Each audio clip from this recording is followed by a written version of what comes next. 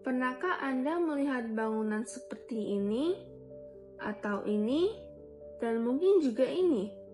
Bangunan-bangunan ini tampak liar, terpecah, seolah-olah rusak, namun tetap berdiri kokoh. Jika diperhatikan baik-baik, bangunan-bangunan ini memiliki kesamaan dalam penolakan keteraturan klasiknya.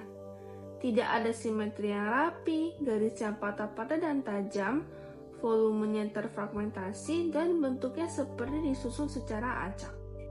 Ini bukan sekadar bentuk biasa, ini adalah representasi arsitektur deconstructivism yang merombak total cara kita memandang bangunan. Deconstructivism adalah sebuah gaya arsitektur yang lahir pada 1980-an yang sengaja menantang gagasan-gagasan lama tentang harmoni, fungsi, dan kejelasan bentuk. Arsitektur sejak dulu terkenal konservatif, mengutamakan keteraturan, stabilitas, dan logika. Namun pada tahun 1980-an muncullah gelombang baru, bukan gerakan radikal tapi pemikiran segar dari arsitek-arsitek visioner seperti Vanegeri dan Zaha Hadid. Karya-karya mereka itu dikategorikan sebagai deconstructivist, meski banyak dari mereka menolak label itu karena secara sadar mengganti harmoni dengan diskord kesatuan, dengan fragmentasi dan kejelasan dengan misteri. Deconstructivism berkembang bersamaan dengan postmodernisme, gerakan yang lahir sejak 1960-an sebagai reaksi terhadap modernisme yang kaku. Meski keduanya sama-sama menolak tantangan modernisme, deconstructivism tak ingin kembali ke bentuk historis seperti modernisme. Sebaliknya, ia mengacak struktur itu sendiri. Gerakan ini terinspirasi dari filosofi dekonstruksi oleh Jacques Derrida yang mengusulkan bahwa pembacaan ulang terhadap tradisi, mempertanyakan struktur makna yang mapan, dan memberikan ruang bagi interpretasi ganda itu penting. Arsitek-arsiteknya menerjemahkan gagasan ini ke dalam arsitektur dengan cara merusak bentuk lama, mengubah ruang menjadi pengalaman yang memancing emosi dan rasa ingin tahu. Hasilnya, arsitektur yang tampil sebagai keindahan tatanan yang tak terduga. Bangunan tak lagi mengikuti struktur klasik, tapi menantang betul cara kita bergerak, melihat, dan merasakan ruang. Deconstructivism tidak hanya mengubah arsitektur tetapi juga mempengaruhi desain furnitur. Jika modernisme menekan fungsi, kesederhanaan, dan material industri, postmodernisme mulai bermain dengan simbol serta ornamentasi, maka pendekatan dekonstruktif justru membongkar logika konvensional furnitur. Wheelchair karya Frank Gehry menjadi contohnya, terbuat dari kardus berlapis, berbentuk sculptural dan ambigu. Ia lebih seperti karya seni daripada kursi, menantang pandangan lama bahwa furnitur harus hanya fungsional. Sekarang, kita masuk ke studi kasus detail. Winton Guest House oleh Frank Gehry. Mari perhatikan maket 3D yang kami tampilkan. Kita akan kupas form, konten, dan konteks secara terpisah. Analisis ini akan menunjukkan bagaimana Gehry menerapkan teori dekonstruksi ke dalam hunian pribadi. Hunian ini terdiri dari elemen-elemen seperti ruang keluarga berbentuk piramida tinggi dengan atap segitiga, ruang perapian kubus, kamar tidur melengkung, dan garasi dapur berbentuk balok. Setiap elemen punya atap miring atau melengkung berbeda. Misalnya, atap ruang tamu dan kamar tidur dilapisi logam hitam, piramid, dan jurai. Atap dibuat dalam potongan miring dengan sudut tak beraturan, memecah siluet kotak hunian tradisional. Garis diagonal itu memecah grid ortogonal modernisme, menciptakan dynamic tension pada tampilan eksterior. Maket memperlihatkan modul dinding yang tampak berdiri sendiri tanpa penyambung vertikal yang jelas. Setiap panel kayu lapis ekspos dibiarkan mentah, menolak finishing halus modernis. Ini wujud kejujuran material. Kontras antar kayu dan beton ekspos menambah kesan kontras, memperkuat ide pecah pisah dalam satu komposisi. Ada bukaan tak simetris di dinding samping, menciptakan dialog visual antar interior dan eksterior. Bukaan itu bukan jendela biasa, melainkan celah fragmentatif yang berfungsi sebagai frame pemandangan. Penempatan celah ini menegaskan intensi dekonstruktif, memaksa mata bergerak dan menafsirkan ruang. Sekarang, konten atau makna di balik bentuk tersebut. Fragmentasi melambangkan keberagaman pengalaman ruang, menolak satu narasi homogen. Gehry ingin penghuni aktif membangun makna ruang mereka sendiri, bukan sekedar mengikuti rute sirkulasi linear. Tangga di maket ditata sedemikian rupa sehingga tidak langsung mengarah ke pintu atau ruangan tertentu. Ini memunculkan pertanyaan, apakah tujuan sirkulasi ruang itu mutlak atau hanya konstruksi persepsi? Konsep ruang tak terduga menantang fungsi tradisional, memaksa pengguna berpikir dan bertindak berbeda. Terakhir, konteks. Kondisi sosial politikal dan teknologi saat Winton Guest House dirancang awal 1980-an adalah masa krisis identitas pasca modernisme, di mana narasi besar dipertanyakan. Kehadiran Cat, generasi pertama, memungkinkan Gehry bereksperimen dengan bentuk kompleks tanpa batas manual. Secara politik, dunia barat pasca Perang Dingin mencari identitas baru, mendukung pluralitas ide. Secara ekonomi, material murah seperti triplex dan beton dipilih untuk menipis kesan elitisme. Secara budaya, deskonstruksi Derrida mempengaruhi seni rupa dan arsitektur, melahirkan karya-karya bertanda pertanyaan. Ini kita perbandingkan secara ringkas postmodern awal dan deconstructivism. Pada postmodern awal, itu menggunakan simbol dan ornamen historis untuk merayakan konteks lokal, di mana deconstructivism menolak simbol tunggal itu, menggantikannya dengan fragmentasi dan ketegangan visual, di mana segala hal itu dirombak ulang, dipikirkan lagi maknanya sehingga menghasilkan bentuk-bentuk yang menolak keteraturan klasik. Lalu kita lihat wiggle chair yang diciptakan pada tahun 1972 sebagai contoh fragmentasi di skala furnitur. Frank Gehry memotong karton menjadi profil yang bergelombang, lalu merakitnya berlapis-lapis. Setiap lapisannya adalah fragmen. Hasilnya adalah sebuah benda yang lentur dan dinamis, sekaligus kritik pada produksi massal furnitur yang seragam.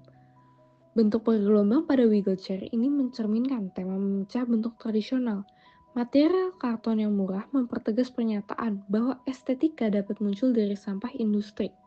Fragmen berulang menciptakan ritme visual, memaksa kita untuk membaca furnitur sebagai teks yang estetik. Selanjutnya, mari kita ulas implikasi dan kritik gerakan ini. Kelebihan utama dari wiggle chair itu sendiri adalah untuk memancing interpretasi aktif dan juga merayakan keragaman pengalaman ruang. Kritik umumnya adalah kadang wiggle chair ini mengorbankan kenyamanan dan juga kebingungan sirkulasi bagi para penghuni.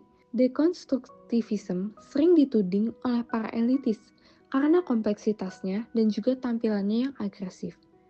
Namun, ia membuka dialog baru antara fungsi, estetika, dan makna yang mengajak kita berpikir kritis. Gerakan ini telah mengubah cara kita memandang arsitektur, bukan hanya sebagai bangunan, tetapi sebagai teks yang hidup. Sekarang kita beralih ke refleksi kritis. Saya Elisa dan ini yang saya rasakan. Deconstructivism selalu membuat saya berada di posisi dilematis, antara kagum pada keberaniannya dan ragu pada fungsionalitasnya. Visualnya jelas, edgy, tajam, dramatis, dan sedikit provokatif. Bentuk-bentuk yang seolah-olah terpotong itu secara instan menarik perhatian dan terasa keren. Namun, pertanyaan yang selalu muncul di benak saya adalah apakah daya tarik visual ini benar-benar mendukung pengalaman penghuni atau justru mengorbankan kenyamanan demi estetika semata. Frank Gehry menjadi contoh kuat untuk pertanyaan ini. Ia memandang arsitektur seperti karya patung, sebuah objek 3 dimensi yang harus memancing reaksi emosional. Winton Guest House adalah bukti nyatanya. Atap miring dan panel kayu lapis terpisah menghadirkan siluet yang sangat ekspresif, tetapi di saat yang sama menimbulkan sirkulasi yang sangat membingungkan. Tangga tidak langsung mengarah ke ruangan tertentu membuat saya bertanya-tanya, apakah ini sengaja didesain untuk memaksa penghuni berpikir ulang tentang bagaimana bergerak di dalam ruang, atau jangan-jangan ini hanya efek samping dari obsesi bentuk. Namun di sisi lain, saya juga melihat sisi positifnya. Ketidakpastian ini justru membuat ruang menjadi lebih hidup. Dekonstruktivisme mendorong kita untuk aktif mengeksplorasi ruang, mempertanyakan fungsi, dan membangun pengalaman personal. Dari sini saya mengambil beberapa pelajaran penting. Pertama, fragmentasi dan ketidakpastian bisa menjadi alat ekspresif yang sangat kuat, asalkan digunakan secara selektif. Kita boleh bermain dengan zona ambigu, zona transisi yang memancing interpretasi, tapi penempatannya harus bagus. Untuk proyek selanjutnya, saya ingin mencoba pendekatan ini secara lebih hati-hati lagi. Saya akan menggunakan elemen edgy hanya pada fasade atau detail tertentu sebagai aksen visual, sementara alur sirkulasi dan kenyamanan fisik tetap menjadi inti desain. Eksplorasi ruang tetap penting, tetapi harus dirancang agar interaksinya dinamis berjalan selaras dengan kenyamanan dasar penghuni. Halo, nama saya Dinea dan berikut ini merupakan refleksi saya tentang The Winton Guest House. Diskonstruktivism selalu membuat saya berpikir ulang tentang bagaimana kita memahami ruangan. Gaya ini dengan sengaja mengganggu kenyamanan bentuk tradisional, memecah tatanan ortogonal menjadi fragmen-fragmen yang tampak tak beraturan. Pada maket The Winton Guest House, hal ini sangat terasa modul-modul yang terpisah seperti puzzle yang belum selesai. Ada kesan ketidakpastian ruangan, seolah bangunan ini enggan menetap di dalam satu makna. Perasaan tidak menetap ini justru menghadirkan pengalaman ruang yang terus bergerak. Menentang cara kita biasanya melihat arsitektur sebagai sesuatu yang stabil dan pasti. Yang menarik bagi saya, ketidaknyamanan ini bukan sekedar efek visual, melainkan cara untuk mendorong kita sebagai penghuni agar lebih aktif mengeksplorasi ruang. Kita dipaksa bertanya, ruang ini untuk apa? Bagaimana saya harus bergerak di dalamnya? Pertanyaan-pertanyaan semacam ini membuat pengalaman ruang menjadi lebih personal, seolah kita ikut terlibat dalam proses membaca dan menafsirkan bangunan. Filosofi dari Frank Gehry sendiri selaras dengan gagasan Jacques Derrida tentang ketidakpastian dan kontradiksi. Arsitektur di sini bukan hanya wadah fungsi, melainkan medan perdebatan makna. Bangunan berbicara melalui ketidakteraturan dan memberi ruang bagi interpretasi yang berbeda-beda. Saya merasa ini tuh menarik karena arsitektur sendiri tidak lagi bersikap kaku dan memberi satu jawaban, melainkan mengundang kita untuk terus berdialog dengannya.